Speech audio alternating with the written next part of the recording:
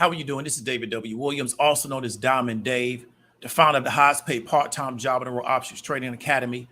And what we're going to talk about today is the real reason why Biden canceled some student loan debt. So this is a particular issue that came across the news. I don't want to say earlier this week. It's something that Biden had campaigned upon. And there's been a lot of controversy around it, kind of based around whether or not people should be getting the student loan debt canceled, whether or not more student loan debt should have been forgiven, who's going to pay for it, things of that nature.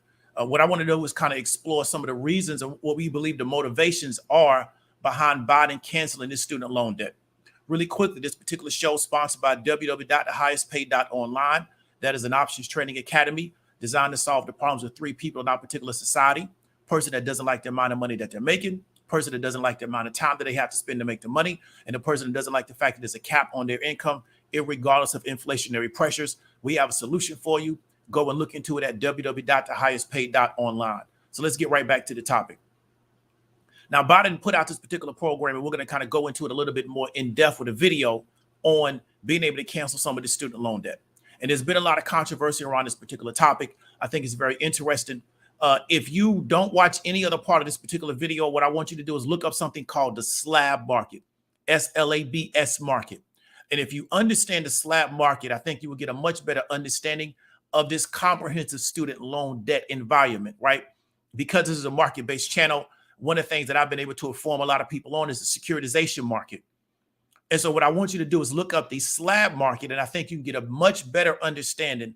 And once you understand that market, you have a better understanding of this debt market that'll probably be greater than 99% of the population, regardless of their educational or credential background. So let's go into a video that's going to break down a lot better than I can what this whole student loan debt issue is around and what this particular program actually entails. Let's go ahead and get right into it.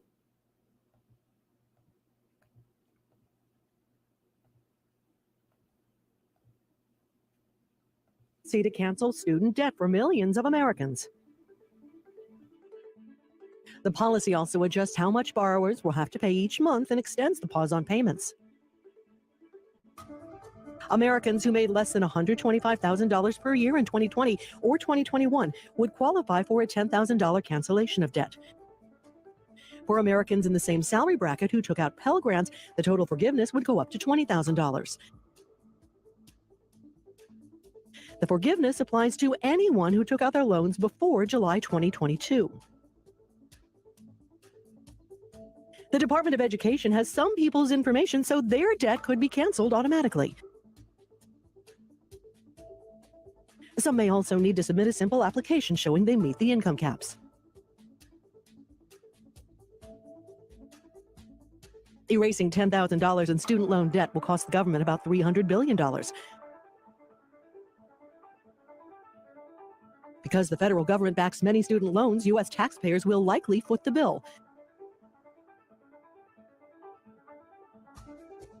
Biden's new policy was just one of his vows around reforming the higher education system. The announced relief led some progressives to commend the progress so far, but still call for more.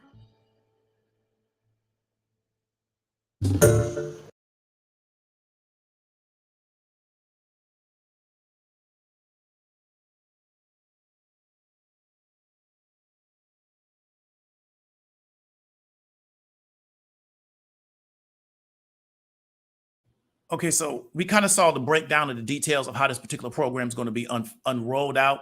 Who's going to be able to apply for this particular student loan debt waiving? And one of the things that people are asking is that, well, why did he do this? And a lot of people are going to say, well, it's political motivation. We understand that we are in a political cycle. We're in an election cycle. We're getting ready to go into midterms.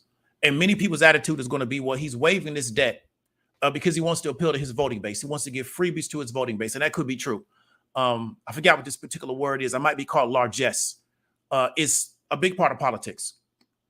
But I would ask people, if your group that you're part of, whatever you identify with, if your group did not advocate for this particular student loan debt, then it's really not something that you really got because you have a political initiative, or you have political advocacy, or you have the political will or the political power to get it.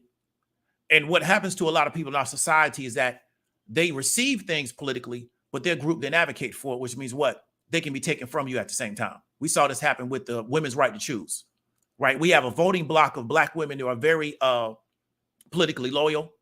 They're very politically active, but they also have no political power. So then therefore, they can receive things politically, but those same things can be taken from them. Why? Because you don't have the way to punish people if they take away something from you politically that you don't want. So I would encourage everybody to be wary of things that you may achieve politically, or you may get from a political group that your group did not advocate for. Because if your group did not advocate for it, it's not part of a political trade-off, then they can take it from you at the same way. Then there's nothing you can do about it and just complain on the internet. So many people believe that, well, you know, he's doing this just for political reasons. And he may be doing it for political reasons. But one thing you got to understand is that he's not destroying the system. So this is something that I was having a conversation with Lance, who's a top level trader. And we talked about the fact that the system that puts these people in debt, the system, and I didn't understand how the debt compounded because I never had student loan debt. So I didn't understand the compounding of the debt. I thought the debt was flat over the term, and it's not. It's compounded over so many days. Then they recalculate it, then you have another payment. That system makes it very difficult for people to get out of that debt cycle. And many people are not aware of that when they enter into this particular relationship. And so therefore, if he doesn't get rid of the system that enters people into this particular debt cycle, him waiving approximately $20,000 worth of debt, it's not a long-term solution because he's not dealing with the actual system. Now, it doesn't mean that he may not do it later on, but we know he's not doing it at this current time. So my question would be, if you are a political group or you have a particular identity that you organize around, has your group made this an issue that you're telling people, we want you to go ahead and solve this problem for us in exchange for our votes? Or is it just, I'm going to hope that I get something, and then if I get it, I'm happy. Then if they take it from me, then it's just what it is because I don't have a political group that advocates for certain things. So that's the question, is that we want to ask ourselves, why did he create this initiative? I believe he created this initiative for economic reasons, and we're going to kind of go into that. So do I believe there is a political reason? Yes, but political and economic situations inside this country they're intertwined. We live in a political economy. We don't just live in a political situation. We just don't live in an economic situation. We live in a political economy. So politics and economics in this particular country are merged. And that's, I think, something that a lot of people don't understand because I don't think most people can grasp either one of the particular issues. They play political football teams, but don't really understand politics and have no understanding of economics. So we're going to get a little bit more into macroeconomics, and then we're going to also get into some micro. And I think that's what most people don't have an understanding. And I understand why it's not 100% their fault. You can graduate from high school with a semester of macroeconomics. So your economic ability, you also can graduate from high school with one semester of civics. So therefore, you've been qualified to go to college. You can get a top SAT score, and you've gotten essentially less than a year, around about a year of civics, which is how this country actually operates. And you've got less than a year of economics, which is also how this country operates. But you know everything inside a book, though. But you don't really understand how the country actually operates because you haven't really been educated in economics. You also have been educated in civics. So we produce a lot of people that don't, in my opinion, don't really understand these issues in depth. And that's why it's so easy to manipulate them because they're economically and politically unsophisticated, right? And you can be very successful in business and not understand microeconomics, just like you can shoot a basketball really well and not know anything about business. You know, a person that is a savant in an area doesn't mean that they have a comprehensive understanding of anything else except how to be really good at that particular area. So why did Biden could create this initiative? I believe it's for economic reasons. Now, why do I believe that? The first thing is that the consumer is on the ropes. And I'm going to show you data to show you that in my impression, the American consumer is on the ropes. They're not down and out yet, but they're on the ropes. There's a lot of different reasons why they're on the ropes, but they're on the ropes. And it's the president's job, regardless of the political party, is to really make sure that the economy of the country is moving in the right direction. And so none of the economic data do I have is the president, the administration, they have access to that same data. In fact, they have access to more up-to-date data than what I have. But I believe that the consumer's on the ropes, and we're going to kind of talk about that, right? So let's look at some of this data. So first, we're looking at U.S. core PCE price year over year. What we're seeing is that year over year PCE is increasing, right? We've seen that it has been increasing. Now, it's kind of gone down, but it did increase around here. started to get extremely high. So we saw that it was up around 5.5. We can look at it from month to month. And we see that around January, March, and April, it was extremely high. And then now we started to go down slightly, but it's not a rapid decrease, but it's still well over 4%. And so we're seeing that PCE is what the Federal Reserve looks at. The cost of things is starting to go up. And even though it's going down, we had a real big spike from 2021. And so the consumer is having to pay more for goods and services, excluding, I think, food and gas. And that's causing an issue because we know that for most people, their income is staying flat. If not, they're losing their income. So when you're dealing with a consumer that's losing their income or their income is flat, but the cost of goods and services, excluding really the most essential goods and services, which is food and gas, is going up, then that creates an issue, right? That creates a real issue for that particular consumer. And we understand that the consumer is very important to the American economy. Let's look at the other piece of data, right? So we're looking at advanced monthly retail sales for food and services, July 2022. What I want you to realize is that advanced sales are pretty much flat. And what we've seen with a lot of earnings from retailers, we just saw this with Dollar General and Dollar Tree just reporting this week, is that their consumers being impacted, right, by inflation. We also saw this with Target and Walmart to where they have a lot of inventory on hand because the consumer is not buying a lot of durable goods. So a lot of big ticket durable good items are not being purchased. The consumer still is going to have to purchase food. But what we're seeing from these particular retailers, the consumer is scaling down and they're substituting out what is more expensive. And they're also going to what we call store brands. Why? Because they're trying to get more purchasing power for their particular dollar, right? But advanced monthly sales of retail and food services is flat, which means that retail is not in a great position right now, right? And we want to kind of see what they're going to look like as they go into the fourth quarter, which we understand is the most important time of the year for retail.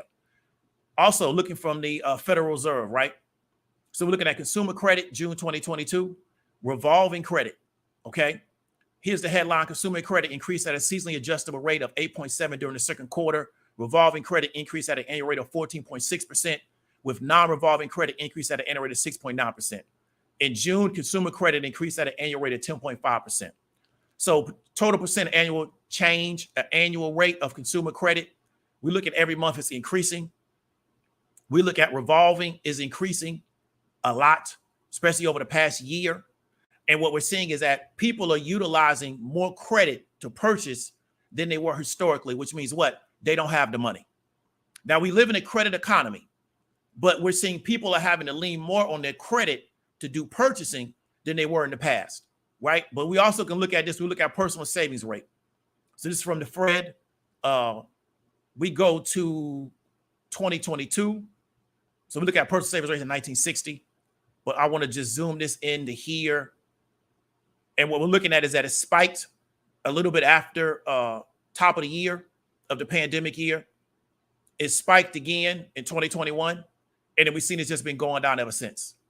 And so we're seeing that is that people's personal savings outside of the discretionary income is starting to go down. So it is my belief is that people don't have the savings. They pretty much use their savings. And I noticed because I have people that took my course that work in the banking industry, and they've been able to give me an insight on people's accounts and get me to understand is that people don't really have a lot of money in the bank. Their savings are really not there, and they're living off their credit lines. Now, that's normal to a lot of people, but for a lot of people, that's abnormal. And so what I talked about before is I believe that the consumer is on the ropes, right? I believe that the American consumer is in a very, I wouldn't say a bad position, but they're not in a really safe position. And as a result, it's impacting their buying behavior. And we're in an economy that's very much based on the American consumer leaving their house every day. Today's a Saturday. We need people out in the malls. We need people out in the restaurants. We need people out in our shopping districts being confident in spending money. And that's what makes our economy go around in a circle. Our economy doesn't go around in a circle because people sit in their house and they don't do anything, right? It can't just exist on people just buying stuff on the internet. We need a totality of people being involved in our economic system. So the question we want to ask ourselves, because a lot of people are going to say, well, okay, we're in a recession. Is the recession real or is it in the mind of the consumer, right? So is a recession real or is it just in the mind of the consumer? And so you want to ask yourself, if they say that we're in a recession, does that mean that Bill Gates is in a recession? Or if they say that we're in a recession, does it mean that LeBron James is in a recession? I live in the Houston area. There's a lot of people that make a lot of money in energy in this particular city, right? They easily making over $1 million a year out of the energy space. If they say we're in a recession, are those people in a recession?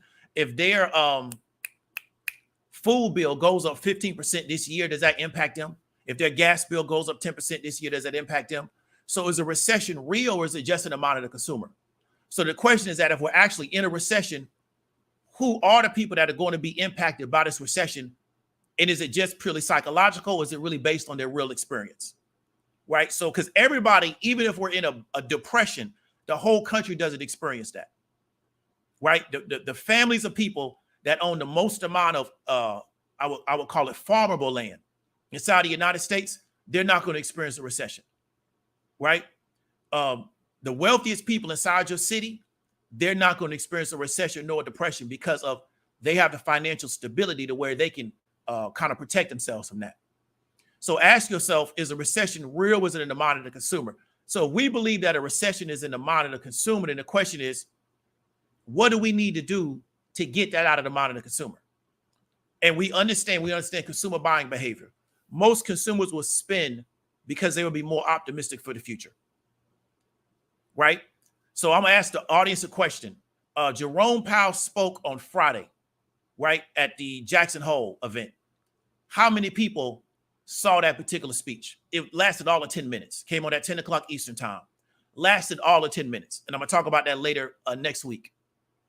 How many people watched him speak to understand what he had to say? And it's something I talked about. I was on, I think her name is Dana with the Data. I think that's her tag name. I was on her channel talking about the economy. And I talked about is the fact that the Federal Reserve speaks on a normal basis and it's public. It's available to the public. It's not hidden. It's not behind closed doors. And the average person doesn't even know that they're talking. They're worried about Andrew Tate being banned off social media, which is whatever. He's a millionaire. He's going to be all right. He's going to live in Europe in a low-income country. He's going to pull dollars out of the United States. So he's going to make money off the exchange rate. You know what I'm saying? He got his little OnlyFans hustle going on. He's going to be all right, whether he's banned off social media or not. Right? But many people are going to be impacted by Federal Reserve monetary policy, but they're not paying attention to that. And that's interesting. So the question is, how many people heard Jerome Powell speak when he spoke on Friday? Right? And so one of the things that Jerome Powell talked about in talking about inflation, not recessions, but inflation, and I'm going to talk about that later next week, is that if the consumer believes that they're in inflation, it impacts their buying behavior. It impacts their expectation of pay, which then impacts what businesses have to pay people. So then what you get is a what we call a price wage spiral. Well, as prices go up, wages have to go up, which means prices have to go up, which means wages have to go up. We're in a very delicate situation inside the United States to where the people that manufacture goods often cannot even buy the same goods that they manufacture. I had a really good conversation with Dr. Chaz about that this weekend. High-level conversation about Tesla manufacturing, who's going to work in there, because many of the people that are going to be working for Tesla won't even be able to afford to buy the cars. So one of the things that you got to worry about in the mind of the consumer is that they're not confident and optimistic about the future. That will impact their buying behavior. So then why does the president why does the president tell you, well, you know, you can essentially have $20,000 being wiped off of your debt forgiveness? Why would I do that? Because it helps move the economy forward. Because what will most people do? Most people, if they think they have extra money, what are they going to do? They're going to go spend it out in the economy. They're not going to save it. They're not going to invest it, right? They're not going to start a business. They're going to go spend it to buy the things they've always wanted to buy the things that they've been marketed to that they couldn't buy because they didn't have the money. Now, what do? They feel more confident because I've heard people say, well, you know, I had $20,000 worth of debt. This is going to get $10,000 wiped off. So now I only got to pay 10 grand back. So now I'm more optimistic and confident about the future. Economic behavior is psychological. That's why economics is called a social science. It's not a hard science because you can't just do it with math. It's a social science. So how people act from a social standpoint is extremely important. That's why we start talking about people being incentivized and things of that nature. Why would a person go commit a crime if they knew they was going to get locked up, because they feel like the benefit of committing the crime a lot of times is worth the risk of being incarcerated. So now we know how to solve the problem if we actually want to solve the problem. So we understand that a lot of times with most people feel like they have extra money, they become more confident about the future, which means what? They go out in the economy and they spend it. And with the president's job being to help the economy move forward, excuse me for the typo, and 2/3 of our economy being consumer spending, only 1/3 is investing. And we know that buying is emotional behavior. It helps the economy out because retail spending is down, right? Everybody's reporting lower retail spending, except a lot of the high top tier brands like Restoration Hardware. I think Williams-Sonoma had a good run. I don't know what Nordstrom's done, but a lot of the mid-level and the lower tier retailers are telling you that our consumers not spending the way they've been spending historically, especially over the past 2 years. So what do we need to do? You need to go and try to figure out how to get more confidence in that particular consumer. So what do we make them believe? We make them to believe that we're going to put dollars back in your pocket with the hope that they go out in the economy and they spend, right? So this is the job of the president. And you get this kind of context when a guy like Jerome Powell, who is a major coordinator of our economy, tells you that one of the things that they're worried about with inflation is people's perception of inflation, because their perception of inflation can impact their spending behavior, can impact their expectation of pay, which then impacts what the job has to pay them. Then we get a waste price spiral. It works the same way for a recession. If everybody believes that we're in a recession, what do? It may contract their spending, because I'm worried about where my next dollar is going to come from. If I'm working a job and my hours get cut, or I'm worried about getting laid off, what do? I stop spending as much. I stop buying a lot of higher and durable goods. I don't go buy that new car and get financed. Why? Because I'm worried about where my next dollar is going to come from. But if I'm confident about the future, and I'm confident that now I have more money because they're going to take a certain amount of my debt and wipe it off the books, it brings up my emotional confidence, and I go out into the economy and I spend, especially on the weekends where I got time off from work. And so that's what you want to understand. Do I think there's a purely political aspect of what Biden did? Definitely, right? He's a politician. So he's worried about the longevity of himself, and he's also worried about the longevity of the Democratic Party, which is why he's where he's at. He's a party loyalist. But at the same time, part of his job, regardless of political side, is to be worried about the economy of this country. We know that the majority of companies in the S&P 500 are based on consumer spending. So we need to get the consumer spending more, right, to make sure that the economy is moving forward. And we are in a high inflationary environment, right? But it doesn't mean that just because we're in a high inflationary environment, that consumers still don't need to spend. They still need to spend even with high inflation. That doesn't change anything, right? Companies got to report every 90 days, regardless of inflation, right? Shareholders looking for the stock price to increase every 90 days, regardless of inflation. So just because we're in a high inflationary environment, it doesn't mean that the consumer don't have to spend. So the job of the people that are administrating over our economy in our country is to make sure that consumer feels confident enough to go out in our particular economy and spend money. So that's pretty much going to be it. It wasn't going to be long. It's not really that complicated to me, but I want to really encourage you to start having conversations that are a little bit deeper than the emotional hot button, the I'm for this or against this, because it don't matter at the end of the day. You can't change what they're going to do. You're the American taxpayer. You're responsible for paying for this, whether you like it or not. So then what is the deeper context in this particular situation, and how can I potentially benefit from it than just giving my opinion on it with no benefit, right?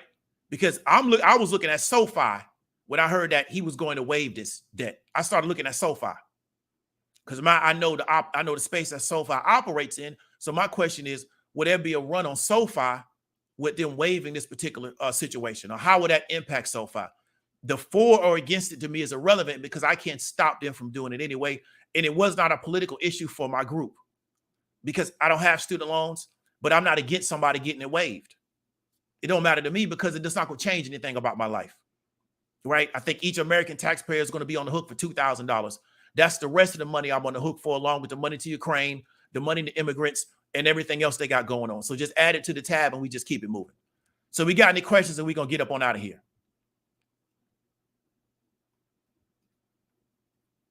So PhD program says president message introduced the bills are definitely, they all calculated. You're 100% correct. Everything is based on timing. And I put in the Discord that when they were saying that he was getting ready to give out this announcement, I said, I believe that he's going to waive it, because if he wasn't going to waive it, he would just put out a press release and say, okay, we're not going to do this particular initiative. I said, the fact that they're going to do this big announcement and do this press conference and issue out this long report is because they want to make it look good. Because this is something that he campaigned on. This is also something that Bernie Sanders talked about a lot. But also, like we said before, is they're not dealing with the system that creates the situation, right? We're dealing with the byproduct of it. We're not dealing with the actual system. So Elizabeth Clare says, how much is this going to help people buy houses that couldn't before when they had student debt? I think it would depend on how much debt gets waived. So I think it'll be a person case-by-case scenario, right? But the question, what I'm looking at it from is a customer confidence standpoint. A consumer confidence. Would a consumer be more confident based on the fact that they think this particular way? Buying a house is something a little bit different, because we start talking about now you're looking at something that where you're going to have to sink yourself into more debt. So housing prices are going down, but I'm talking about basic retail sales, things of that nature, durable goods, not necessarily houses. Because right now, if you're looking at buying a house, you're looking at getting over $250,000 or more debt. But I don't have student debt. I don't know if student debt impacts people buying houses. So JLD says people in their feelings because they hate others getting money. Yeah, that is a big part of it. You know, we live in a society where everybody thinks they're competing with another person, and really you're not. There's so much money in this society. You're really not competing against individuals. There's too much liquidity in this economy. But it is part of people's perception that somebody else is getting something for free that I'm not getting. Right? And I can identify who those people are. So I can't really identify what Ukrainians are getting money, but I can identify what people are getting their student loans waived. Right? I can identify those. I can't identify the Ukrainians that are getting money. So I don't really worry about that. But now it gives me something to point my angst and my anger at. I mean, it is what it is. People have a right to comment on it because it is their tax dollars. So they have a right to have a comment on it. And they have a right to have a criticism of it. But my question is that, 3-hour debates over it, and when you get off the debate, you're going to be right where you started. So you're not going to do anything about it politically. But I guess it's a good sounding board, because for most people, they work jobs, they can't give their opinion, they got to shut up and do their job. They come home, don't nobody care what the hell they got to talk about. So these type of platforms where I can argue for 3 hours over what somebody else is doing that I'm not going to do anything to stop, it feels a need. There's a need in the marketplace for that. So I get it. I'm not against it. Will it help sector or higher in retail? We got to see. So let's see how it rolls out.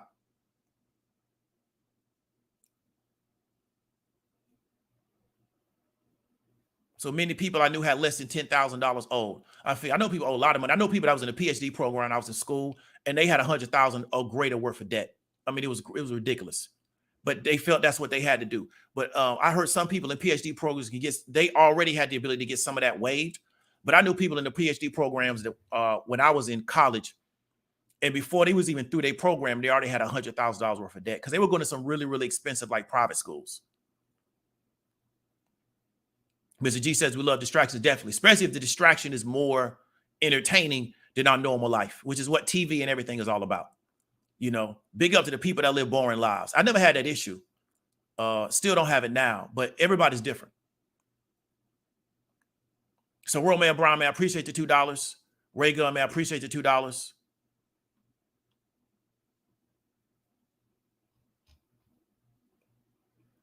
So Ebony says, appreciate the $9 super chat. Thanks for the summaries. I don't get a chance to read on current events like I want. Yeah, I would encourage you to try to take some time out. A large part of debt owes more than two. So most, yeah, definitely. So I mean, like I said, it's not an attack on the system. And that's why I told people I think people should look at the slab market. And I think once you understand the slab market, you understand what's driving this whole market. Because the average person is something I really try to help people to get an understanding on this channel is the securitization market. We think the item is the market. It's not the market. The market is securitizing these things, right? So we don't understand how this actual debt market even exists. Just like most people don't understand, we're looking at the housing market. That's a securitization market. It's not about that house. That house doesn't really mean anything. It means something to the individual, but to the market, it's not that important.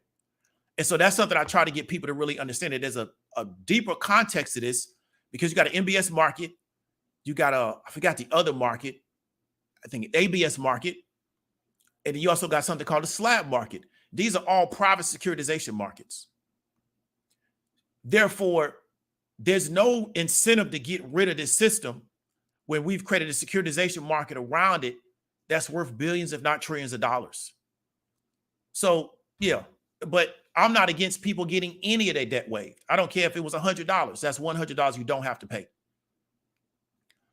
Because once I started to kind of get educated on how difficult it is to get out of that cycle of debt, because we live in a country where people got to take student debt out, then they got to take out housing debt, then they often take out car debt. So before, a lot of times people are 40 years old, they're literally in debt $500,000, right? They're literally in debt of $500,000. So I think that's an issue. But because we can take that debt that person is in the $500,000 and pull that debt together and make billions, if not trillions of dollars off of it through a securitization market, there's no real incentive to get rid of it, because we know we got a system to always create a new customer for us, which creates more customers. So it's a cold game, but it's a very efficient game. So how does putting money in the hands of the consumer going to support the narrative inflation control? So Mr. Brown, I would ask you a question. Is it the president's job to combat inflation? Is that the job of the president? And I give you time to answer that back. Whose job is it to fight inflation? Is it the job of the president? Whose job is that? So if it's not the job of the president, why would they be worried about inflation control? Right? That's not their job. The job of the president is not to be worried about inflation control. That's not the job of the president. Right? So the president has to be worried about their job. Everybody got a position to play in this game. President's worried about their job. Right? So his job is not to worry about inflation control. That's not his job. SB says, my Colorado Tech student loans are completely forgiven since it's a fraudulent school. Good for you. Glad you got it out of there. That's a lot of money to play for a fraudulent school. And that's something else that had to be, done through politics. A lot of these schools pop up, sink people into a lot of debt. People have issues with it and they owe a lot. So I'm glad you was able to get rid of that. So that's a good success story for that. So that's going to be pretty much the end of the broadcast. Appreciate everybody for coming through. Like I said, we was going to keep it short today.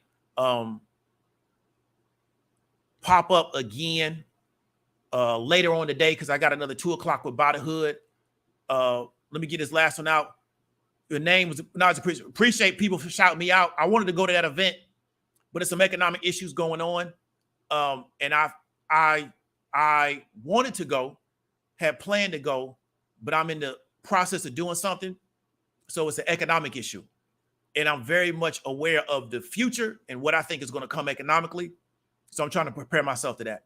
But I'm going to try to catch Erica on a later date before she just disappears, because she's letting us know she's getting ready to go black, which is, I understand. So I'm going to try to catch her again at a later date. But yeah, just because of the timing of everything, I wasn't able to make it. But I appreciate the fact that I was able to give value enough to people to where they speaking positively about me when I'm not there. Because, people could be speaking negatively about you when you're not there. So it's better to be speaking in positive. So I really appreciate it. And I really appreciate what Erica has done for the YouTube community. When she leaves, it's going to be a big hit, because it's not going to be anybody to replace what she does. And she's been a big blessing to a lot of people, especially to get people to really understand the economic situation and be about business and things of that nature. Because a lot of this stuff that's on YouTube, I mean, you could watch it you could watch 500 hours of it and you ain't going to get nothing out of it, except just being entertained while you're watching it. So we're going to get up on out of here. David W. Williams, also known as Diamond Dave. I'll talk to y'all later.